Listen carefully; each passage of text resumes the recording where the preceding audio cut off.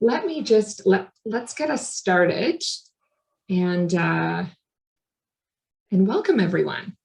My name is Mary Eleanor Power, and I am the Director of Marketing and Communications for Dalhousie University's Faculty of Open Learning and Career Development. I'd like to begin by acknowledging that Dalhousie University is located in Mi'kmaq, the ancestral and unceded territory of the Mi'kmaq. We are all treaty people. I'm delighted that so many of you are joining us for today's webinar on why positive workplace culture matters. And I'm so thrilled to have Michael leading us through the next 30 minutes. A little bit about Michael. He has over 15 years of experience in the field of health management. He's worked closely with employers, clinicians, and employees to support optimal health and productivity. Throughout his career, his focus has been on helping employees in a variety of settings overcome the limits of health challenges they may be experiencing. Michael has a background in psychology, occupational health and safety, adult education, and mental health and addictions. He's currently pursuing his doctorate on rehabilitation and health leadership at Queen's University. Thanks so much for leading us through the next little while, Michael. Lots of, I think, excited people here, I hope, and over to you. Thank you. I'm really, I've been looking forward to having this conversation because I think it's going to be an interesting discussion to kind of go over what's happening in the media and kind of looking at what's going on and offering some solutions. Because one of the things that I notice is in the media, they talk about the problem, but they don't often talk about some of the things that people can do to tackle that problem and what opportunities that problem presents.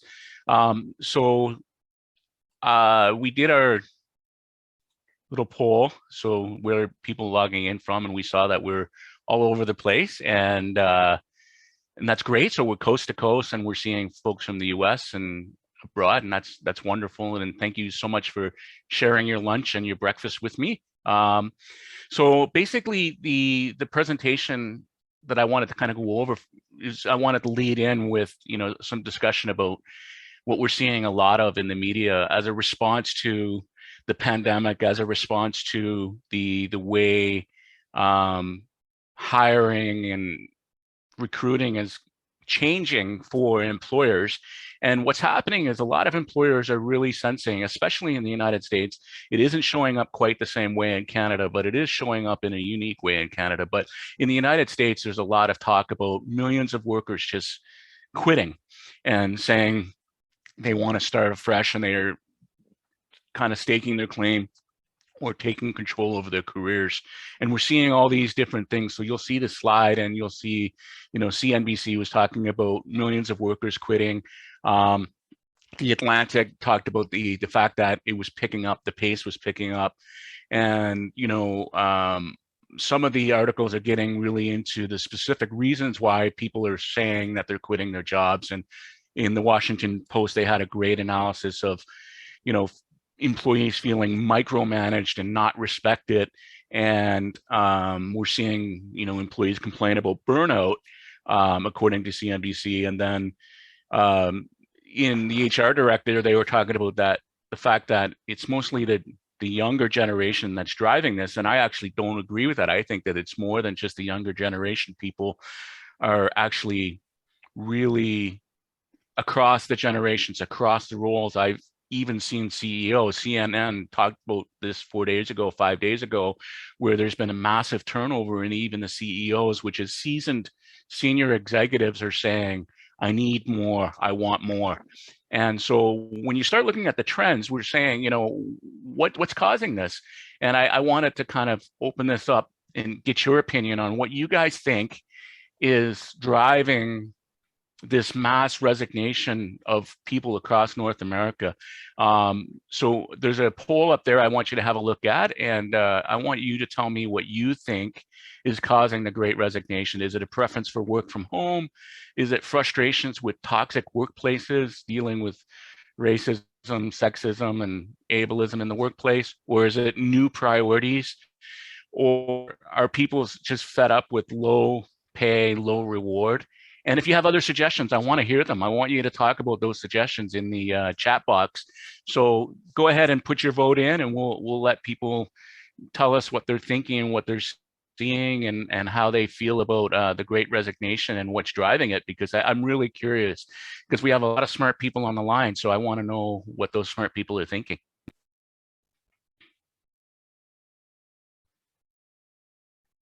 I'll give you a couple minutes to think about what you think is driving, this Great Resignation and driving the media buzz about this mass resignation.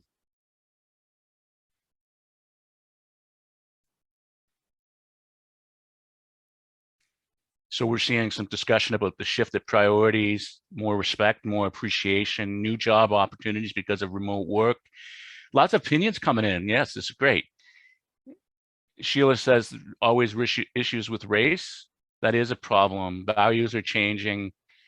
Holly's saying that COVID brought about a new shift in priorities. So people are just really reconsidering what's important to them. Riley is telling us that they think that being able to work from home is really important, being able to go outside for a minute. Yeah, absolutely. Stefan is talking about being transparent when they're not. Employers are not being transparent enough.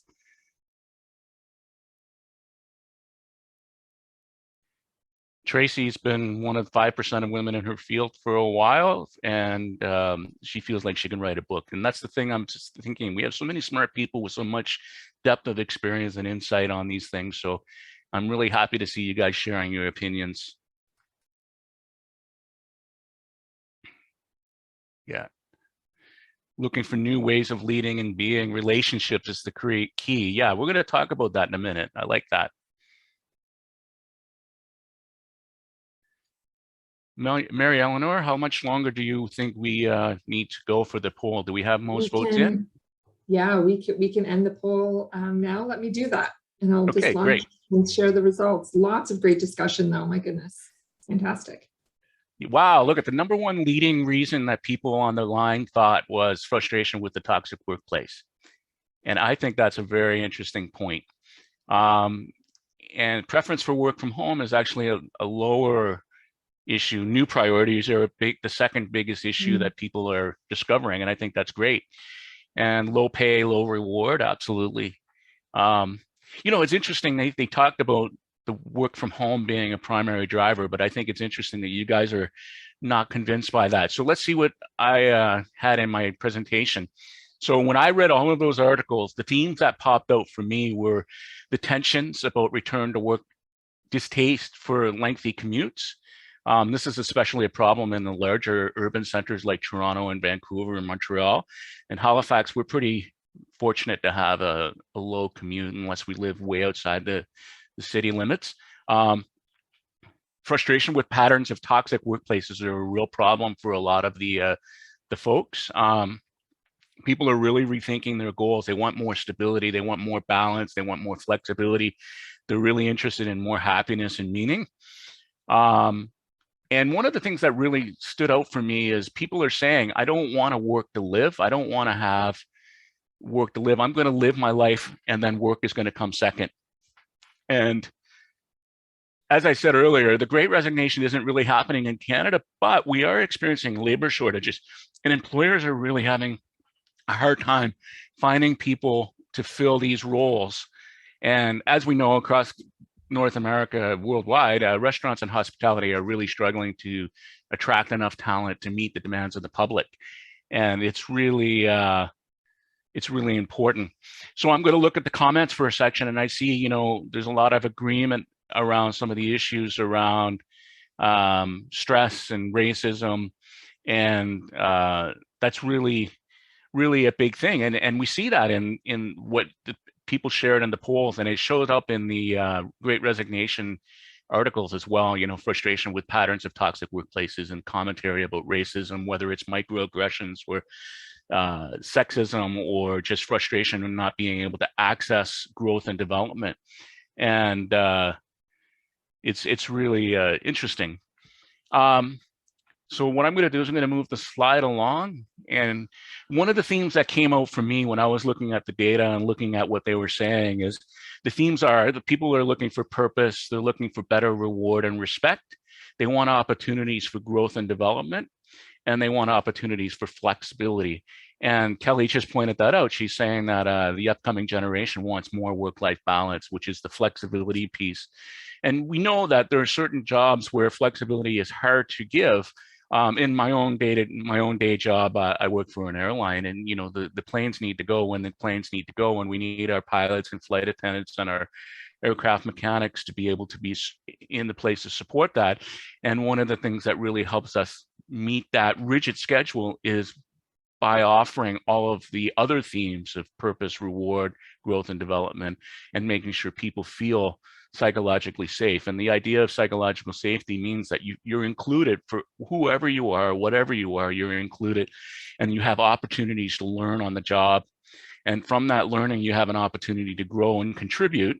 And then you actually can even go to that next level where you can contribute and challenge the workplace and challenge them to adapt to the reality of the world around us. So these are the things that people are asking for. And all those smiling people that you see in that photograph are really, my idea is those people are able to smile on their job because they're feeling a sense of purpose, reward, respect. They're having opportunities for growth, and they're having opportunities for flexibility, and they're feeling secure in their place in the workplace. And I think these things are the things that are showing up when you read the articles and you look at the subtext. You will see that these are the things that people are really craving. And that's why I was really excited to be able to share these ideas with you guys today, because, a positive workplace culture seems to me to be the great way to respond to these issues. And, Emily Sapala and Kim Cameron wrote a nice little article that summarized all of this back in the Harvard Business Review back in 2015. And they described a positive workplace culture as being a place where people are cared for, they're interested in and responsible for each other. So the idea is that they're caring for one another, they're interested in, you're genuinely engaged with one another, you're supporting, and you're often offering kindness and compassion during those struggles, and being able to have that sense of engagement. And one of the things that they said was really important about a positive workplace culture is that you don't blame so much as you support, and then you forgive mistakes. You know that mistakes are a feature of learning. They're not an intentional attempt to sabotage the company's agenda or an attempt to destroy anything. What they are is there is signal that there's an opportunity to learn, and having that ability to recognize mistakes as a signal, as an opportunity to learn, is critical. And then a positive workplace culture is a place where we inspire each other's work. So when I'm watching my colleagues, I look and listen, and I learn from that, and I'm saying, okay, I bet you I can grow from that and do something new too. And that's a really neat environment where you're inspired by one another. And then emphasizing the meaning of work. I saw that in the comments section where Thomas was saying purpose is really understanding your why and having a sense of why the work matters, and really knowing that what you're doing and what you're contributing has some impact on the work site and on your clients and on the world at large. So we all want that to be part of our job. So it doesn't matter if you're, putting orange juice cans in a crate in order to put them on the back of the truck, because it's not just about slinging heavy objects. That's about making a product available that's going to help people nourish and feed their children. So that orange juice going into the back of the truck is not just about lifting a heavy object. It's about making it possible for somebody across the way to have access to a delicious glass of orange juice so that they can embrace their day. What kind of stories are we telling ourselves about what we do today? And then treating each other with respect, gratitude, and trust and integrity. So who doesn't want to have an environment where they're going to work every day and that they know that they're going to be treated with respect, and they're going to hear some sense of gratitude for their hard work, and they're going to be trusted to do the work, and they're going to be trusted that their work matters and it has integrity in the day. And so these are things that, the research consistently looks at and says, these are the things where people thrive, and these are the types of characteristics of a workplace that allows people to flourish and do their work well. So it's, I think this is an exciting thing to look at. And I'm curious if we want to talk about a little bit about the benefits of workplaces that are positive. So one of the key things that stands out is when you look at the research and you have a workplace that has been defined as being a positive workplace culture, and then they look at what the outcomes of that have been, and they see reduced employee stress, they see clear values, clear communication and collaboration, they see an inclusive environment where there are clear goals and rewards. So if you do this, you know what you will get. And it's very clear, good communication to explain the process. In the workplaces that are known to have positive cultures, there's increased productivity, there's improved teamwork, and there's also greater retention, which is the key thing that I'm talking about all along, is the Great Resignation could be mitigated with an emphasis on a more positive workplace. And greater retention is something that we all want, because once you get these people in the door who have these skills and they understand the work site, you want them to continue to be part of that project and that work that you're doing, and you don't want to lose great talent. So it's really important that people feel respected and they have clear values, clear communication and collaboration. So now I want to turn this back to you guys, because again, we're a big group of smart people. So I'm really interested in hearing what you think of the positive benefits. Which ones are more appealing to you? Is the idea of less stress, increased productivity, better teamwork, greater retention of talent, or any other things that you think that would be a good outcome of positive workplace culture? So I'm really interested in seeing what people have to say. Is it less stress that you think would be the exciting part about being part of a positive workplace culture? Is it the increased productivity? Is it exciting for you to imagine better teamwork? Or is it exciting for you as a leader to imagine that you're going to keep people longer? So just go ahead and share your opinions on the poll, or if you have other suggestions, I'd love to hear them in the chat. And just feeling safe brings value. I agree. Innovation and creativity, that's a good point. I like that. Feeling useful and needed, having purpose in the day. That's right. Nobody wants to just show up and not feel like they're making an impact. Lots of all of the above here, Michael, and I'm happy to— Yeah, they are. Yeah, you're right. Yeah, happy to end the poll and share the results. We can have a discussion about it. Let me do that. All right. So neck and neck, better teamwork and less stress. I find that very interesting. So the idea of less stress and teamwork. So getting along with your coworkers is probably not going to be very stressful. You're not going to experience much stress if you're getting along well with your coworkers, because you have a shoulder to lean on and you support one another. I think that's very good. Increased productivity was a lower priority, and other people had other suggestions that they did share in the chat. Absolutely. Greater retention showed up. Very good. Janice says that better teamwork equals less stress. Absolutely. Absolutely. Because you're not frustrated with your peers and so on. Thank you very much for contributing. I was really happy to see that you guys pitched in. That's good. So as a result of all of these things, we designed this course series to help students kind of figure out how to implement these ideas in their workplaces. And I'm just opening up the questions because I wanted to make sure that I didn't miss anything. We have two questions that were more comments from Melanie. So the idea behind this is, when you're looking at the Great Resignation and you're thinking about all of the common themes in behind what's driving people to resign and look for other work and look for other opportunities, the common threads are that they're not feeling respected, they're not feeling like they're getting enough reward, they're not feeling like they're engaged, they don't feel like they're contributing anything positive to the organization. And that's why we designed this series of courses to help students and participants learn the principles of positive psychology. Where can you bring up and improve the relationships in the workplace? So we'll be teaching folks about things like the Perma Principle, the Perma model, which is, positive emotions, engagement, positive relationships, meaning and accomplishment, and how you can design your day to optimize those things. And then applying the principles of positive psychology in order to boost our own well-being, in order to boost our own attitude about things around us.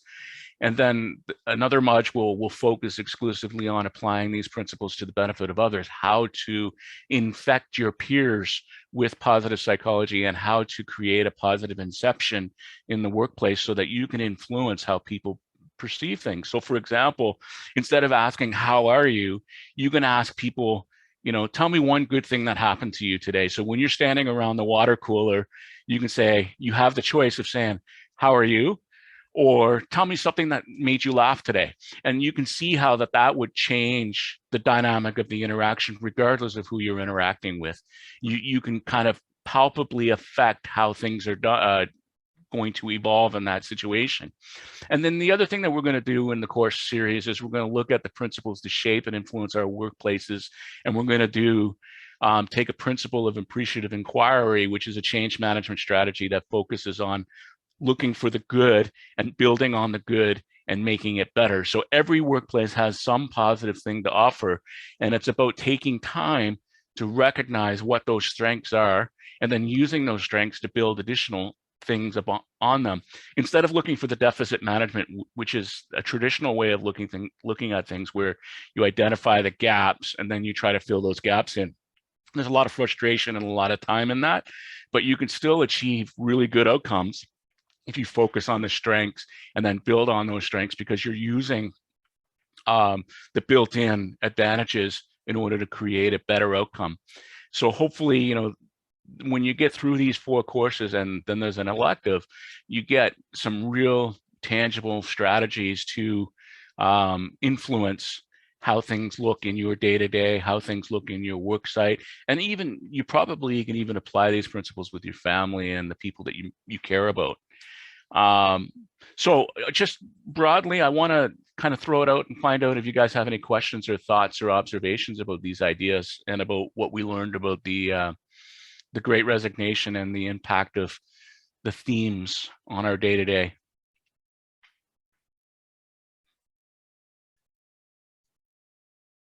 Mary Eleanor, do you have any questions that have come up? Not that I've seen, just some questions around whether it will be recorded, which I've responded to, and I'll just jump in perhaps as people are typing out their questions, that we will be sharing an email later today, which will have Michael's contact information should you wish to get more information from him directly on the courses. As well, we'll be sharing a link to the recording of the webinar and a link to the certificate where you can find out more information on the courses individually. And then if you're interested in pursuing the certificate, how you go about doing that. Tanya has a question. Okay, fantastic. Before I get to Tanya, let me just make sure that I'm being, I'm following them in order. Yeah, of course. So Dee has just asked a question. Maybe you can just offer comment on this, Michael. Wondering about the role of leadership in all of this. The leadership is going to play a big role, and I would invite leaders to participate in this course for sure. But the idea, the leader is going to set the pace and set the tone for the receptivity to these types of ideas. And the opportunity that you have is to engage the leader in a meaningful discussion about the purpose of the organization and really leveraging that purpose in order to shape all of the other things that we do in this. And I think that the leadership is a critical part of the conversation for sure. Yeah, I would agree. And buy-in is key. Melanie has just a question. and maybe just an opportunity to highlight how these sets of courses are different from what you might have taken, or what you might be interested in the fields of business management and human resources. How are they different? These courses are different because we're going to be focusing more on the spirit of positive thinking and constructive thinking. A lot of things that happen is we focus on deficit management and liability response and all of these things. And what ends up happening is you have a list of thou shalt nots. And what I want to do is show you as a participant how to look at the things that we can still do, that we still have tremendous power over in order to make good things happen, and show you why those good things are actually good, and not just because they're good, but they're actually good for us neurologically, physically, emotionally, psychologically, and so on. There's so many positive things that come out of it. Not to overuse the word positive, but yeah. And so a lot of the HR courses are regulatory compliance focused and legalistic and so on. And this moves beyond that and says, okay, we accept and acknowledge that reality, but we're going to build on it with constructive intent. And Tanya is just asking, and Tanya, please, if you can, just indicate in the chat if you prefer to, if you have a separate question from this.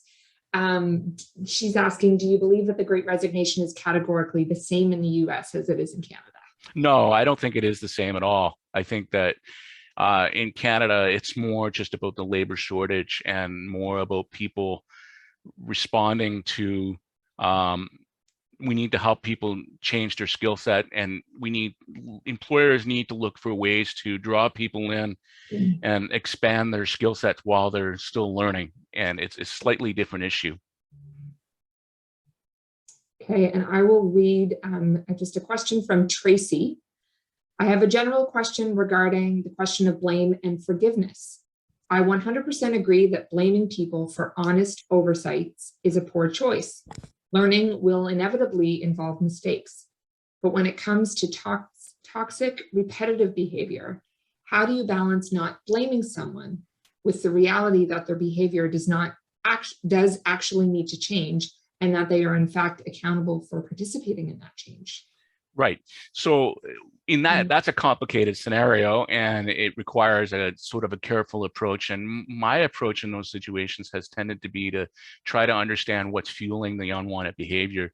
And sometimes that unwanted behavior is an unintentional expression of, as an employer, we have the duty to inquire. So we have to assume that maybe this is an expression of an illness that the person hasn't yet detected, or maybe they're frustrated because they don't have the skills to do the job that they've been asked to do. So there's an opportunity to refine their training. It's a complicated thing, but like if it's truly hostile, toxic behavior, then you really need to acknowledge what it is and say that this is not compatible with our work site, and get them to reevaluate their commitment to the organization. Janice has a really good comment that, and I think reinforces or maybe offers another way of looking at what you were describing of the benefits of the course, Michael. So I'll just, I'll offer that as a bit of a preface to her comment. So is it more about empowerment and how to make the changes work around you, rather than relying on management to make the correct and necessary changes? Right.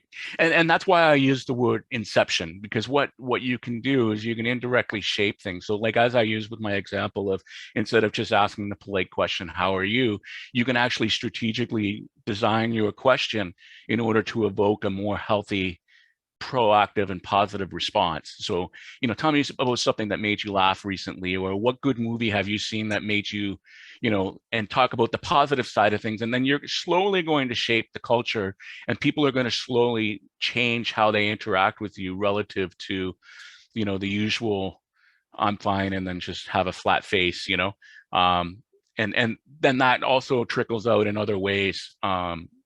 Because one of the theories that we'll be talking about in the first course is the broaden and build theory, which is, it's when you put on that positive perspective, the more positive things you do, the more positive things you see, and more positive and creative opportunities start to reveal themselves to you. And it's kind of you have this upward spiral of opened opportunities, which is really kind of a fascinating thing. And it sounds so flaky, but it's amazing how it unfolds. And it's the same thing, like when you buy a new car and you say you bought a blue Honda, the minute you get off the parking lot driveway with your blue Honda, you're seeing blue Hondas everywhere, right? There's that tendency that I just bought a blue Honda and now everybody has a blue Honda. And it's just having that recency effect. And that's what doing the constructive positive inception stuff does. It makes you see more positive things, which creates creative perspectives, and it just spirals upwardly. And it's kind of neat how that happens.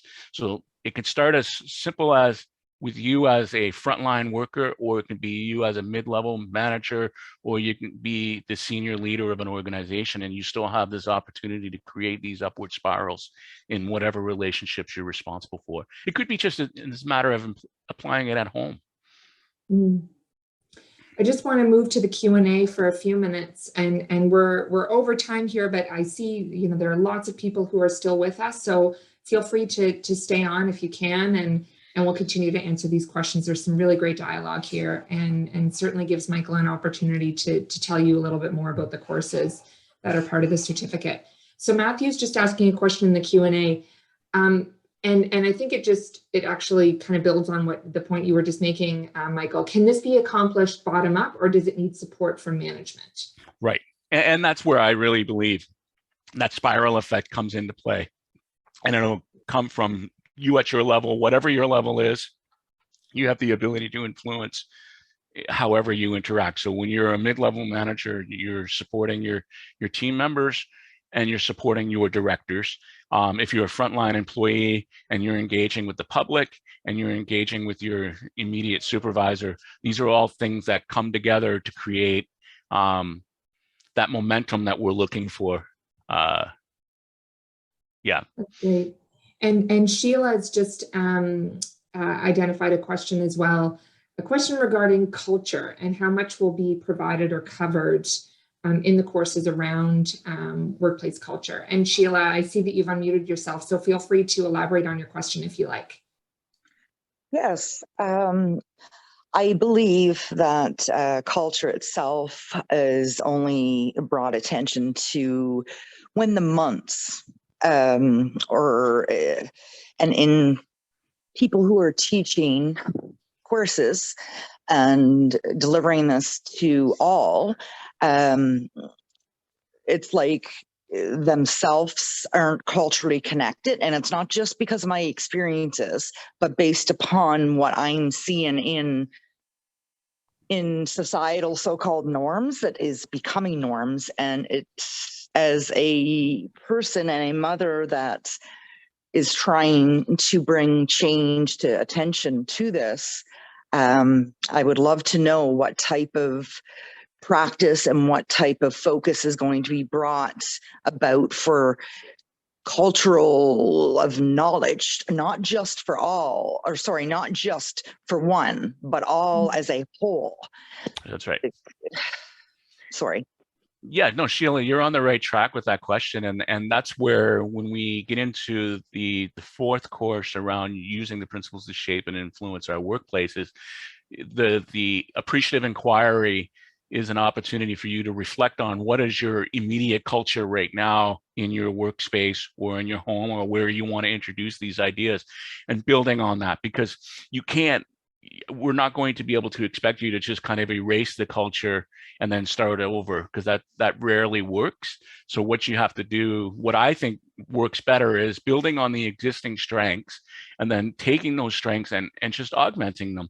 So if you know that you're a person who can lift 50 pounds easily, what you do is you gradually add 51 pounds and you gradually add 52. You don't start at 40 pounds and then try to build up from there. What you do is you say, I know I can do 50, therefore I'm going to add another pound in order to get a little stronger until you're at 60, 70, 80, 100, and you gradually do it that way. And that's kind of about acknowledging what is your context, what is your current culture, and reflecting on the reality of what you're faced with, and reflecting on the strengths of that reality, and then really trying to enhance that. Does that help? With the current situations I'm going through, a bit, yes, and I really appreciate your time and effort and saying that. However, the one thing that I'm just not understanding, I guess maybe we can speak later or via email somehow with some immediate change that needs to take place, I feel, with connections of many as a whole to be able to provide some sort of passion, empathy towards all, and with very current issues to be able to empower and continue to be a voice for not just cultural, but as in, yes, their environment of what is being living reality, each world of what's being faced. And I was just wondering, I'm sorry, I'm ranting. I apologize. No, I get where you're coming from, and I appreciate the feedback and the thoughts. And sometimes these issues are very large as well. And yes. Sorry. And so the course is designed to give you one aspect, and sometimes it needs a multidisciplinary approach. So what I'm thinking about with this course series is it can help with a certain aspect, but some things require different interventions as well. So I can't begin to pretend that this is a cure for everything. But it's a place to start if you're looking just to control your immediate day-to-day and think about things in a slightly different way. Thank you. Thank you, Sheila. Thanks very much, Sheila. There are just some comments here in the chat. Lots of thank yous for today's webinar. I know that we are over our time. And just there's one question here, and perhaps I'll just ask Gabriella if they can to elaborate on this. But the question is it cover culture on a hybrid environment, remote plus local teams? I'm not sure if I entirely understand the question, so maybe I'll ask them to elaborate if they can. And while they might be offering maybe another way of looking at that question, and apologies that I'm not understanding what it is that you're trying to ask, but I'll just offer. Yeah, go ahead. I'll make a stab at it, because I think what I can tell you is that my own team is a hybrid team. Oh, do we have? And let me just, your microphone's not working. Let me just turn on your microphone. Sorry about that. So Gabriella, feel free to unmute yourself if you'd like and ask your question. Can you hear me? Yes. Awesome. Yes. So with the pandemic, and even before the pandemic, so we work with people that are outside of Canada, and everything is changing, like the way we do onboarding, the way we do training. And so how can we infect other people with this positive psychology and all the healthy workplace culture to this extended or these other staff that are not part of the local team? Yeah, that's a great question.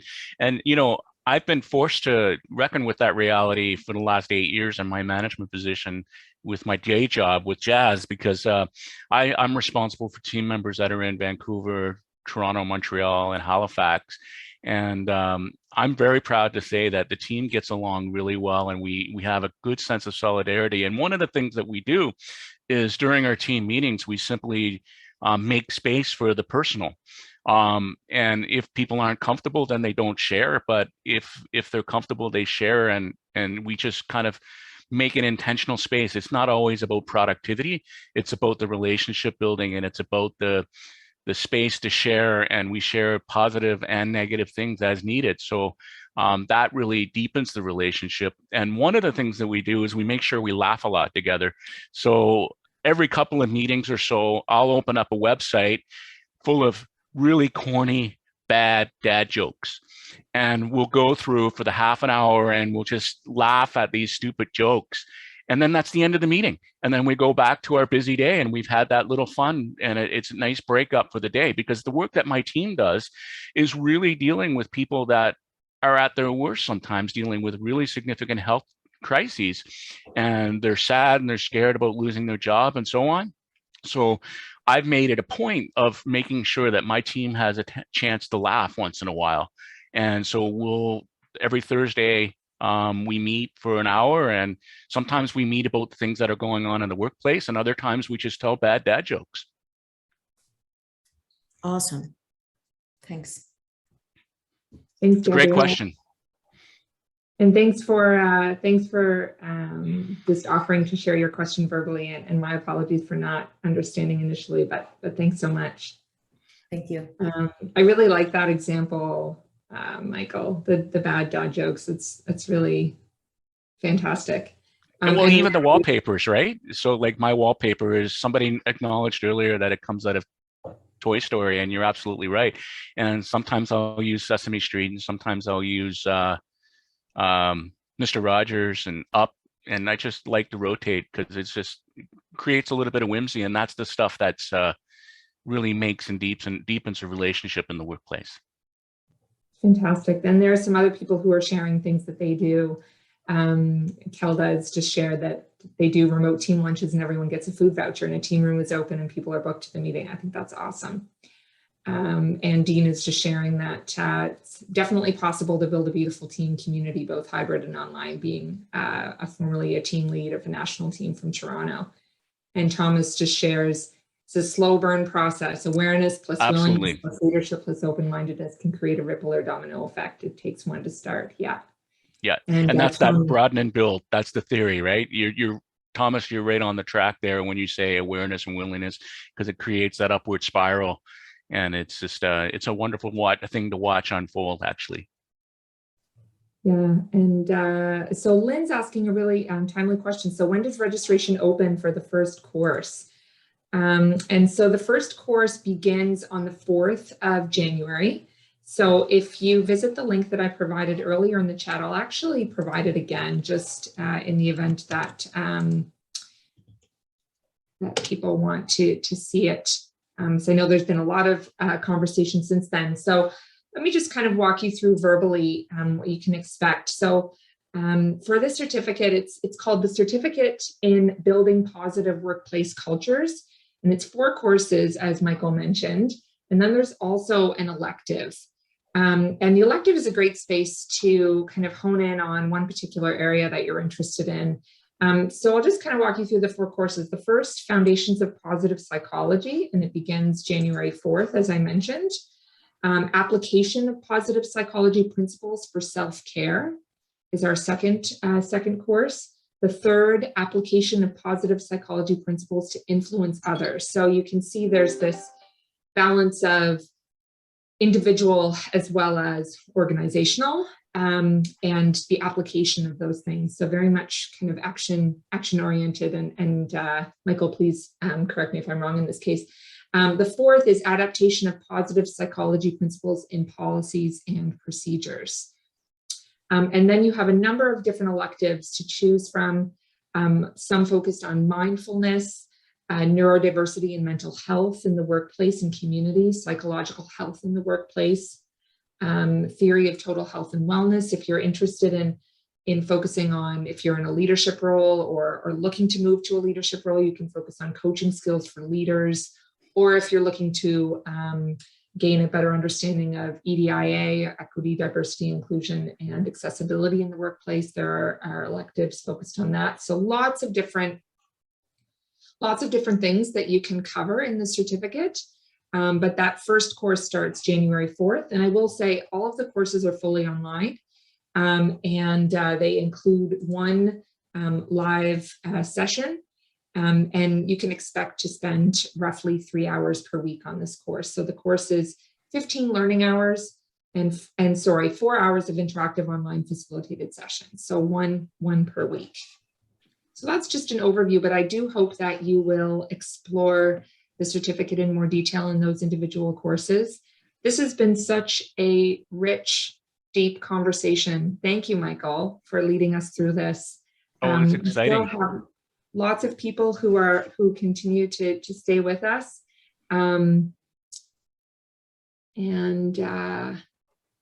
sorry, actually, before we wrap up, there's just And lots of, okay, so Lynn is asking, or just confirming, only 1-ish hour per week, and are there readings? Yeah, there are definitely readings. Yeah. And there's interactive discussion. So sorry, so the idea is that there's going to be some readings, but there's also going to be some videos, because I think that the combination of reading and video and hearing about the ideas from the people who created them is really important. Then we're going to have a 1-hour conversation every Tuesday evening to go over the ideas and to give people a chance to ask questions and then talk about the real world application of those ideas. Because it's one thing to see the idea, but it's another thing to actually flush out, okay, well, how do I do this in my day? How do I do this at work? How do I do this with my family? There's one question, a follow-up question from Sheila, and thanks so much, Sheila, for including it. Just wondering, Michael, if maybe you can speak to the supports that are available for those who, in Sheila's case, she's identified in her question, who have low vision or who have, who require other accessible means for engaging in the course.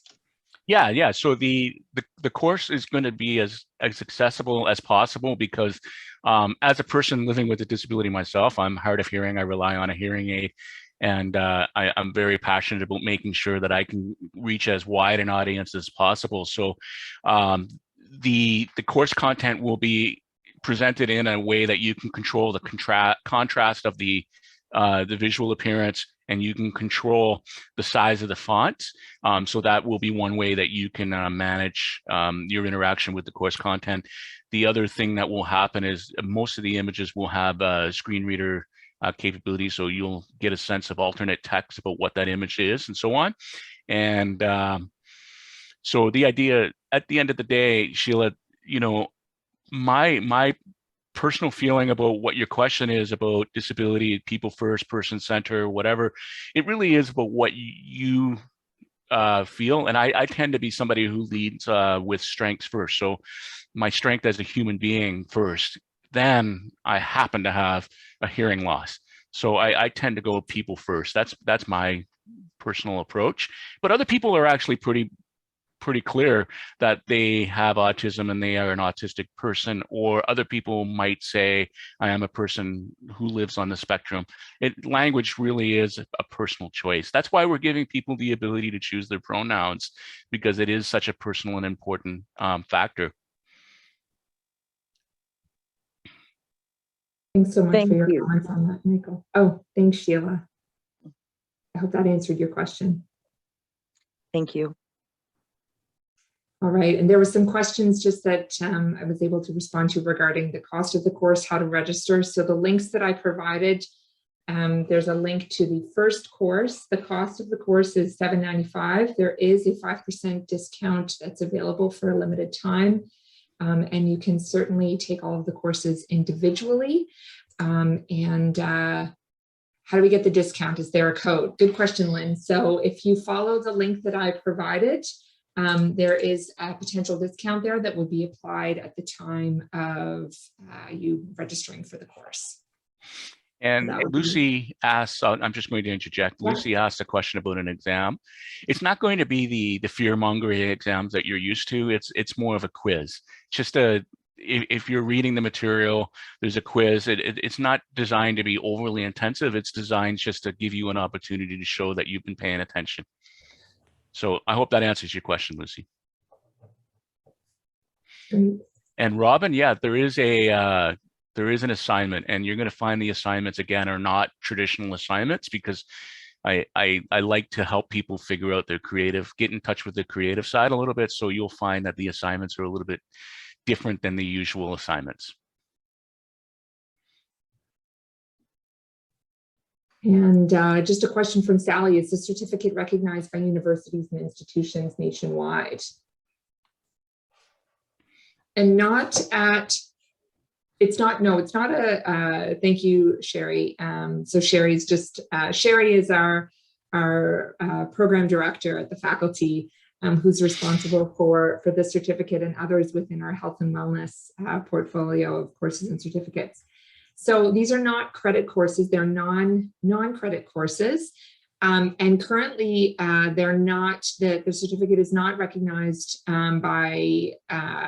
recognized nationally, but it's something that we are working toward. This is a new certificate that we're very excited about, and we are working toward that. Does it count for the CPHR? It's a good question. Sherry, I'm wondering if I can unmute you, if you can offer just some comments on that, if you don't mind. Can you hear me? Yes. Hi, Sherry. Thanks, Sherry. Okay. Yeah. So yes, I will be putting these courses through the CPHR pre-approval process very shortly. But based on my experiences with processing other courses for recognition, this is not going to be an issue. So I think that you'll see pretty soon that there will be the CPHR Nova Scotia seal of approval. Unfortunately, every province has their own process, so we have to just pick one province and follow through with them in hopes that other provinces will look and see that Nova Scotia has pre-approved it, and they will also follow suit. So, as Mary Eleanor said, this is currently not a credit course, so it cannot be applied for credit at other institutions, but nonetheless, it is valuable professional development, whether you want to use these newfound skills in your personal life or your professional life. It will make sure that there's impact. That's one of the things that I'm very passionate about as a person offering these courses. I want to make sure that there's useful impact and that you can kind of apply these ideas in every aspect of your professional life and maybe even your personal life. Yeah, absolutely. And the final assessment in every one of these courses will be competency based. So you'll certainly be able to use the skills that you've learned in the course in a very practical way. Yep.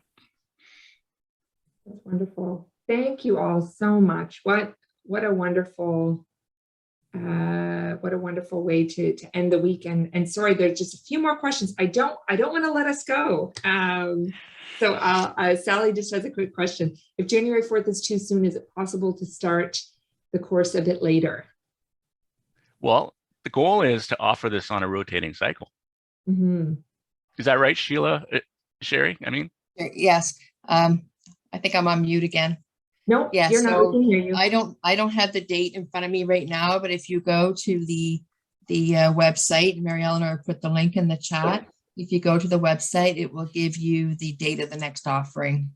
Yeah, so we do, if you do visit each individual course, so you can add them to your card and register right on that site that I provided.